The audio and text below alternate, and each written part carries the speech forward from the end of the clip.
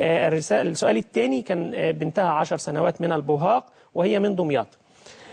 في معهد في جامعة القاهرة اسمه المعهد القومي لعلوم الليزر، وده برضو الرسالة التالية بتسأل برضو على البوهاق.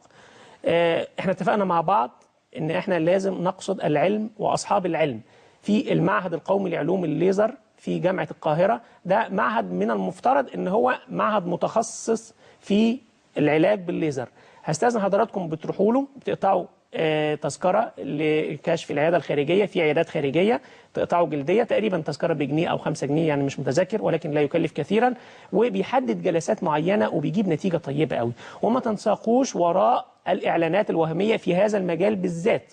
أقسم بالله العظيم في واحدة بتطلع على بعض القنوات، أنا معلش الاتصال معايا هطول عليه شوية بس عذرا لازم أحكي النقطة دي، بتجيب حالة قبل وبعد، قبل علاج البهاق وبعد علاج البهاق.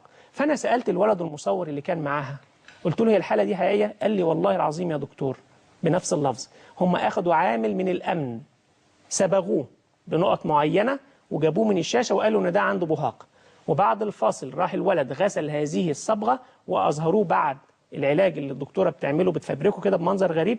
هي مش دكتورة على فكرة، هي علاج طبيعي، لا يحق لي ان انا اقول عليها دكتوره. بتبتدي ان هي يغسل الولد وشه وايديه ويرجع تاني قبل وبعد العلاج.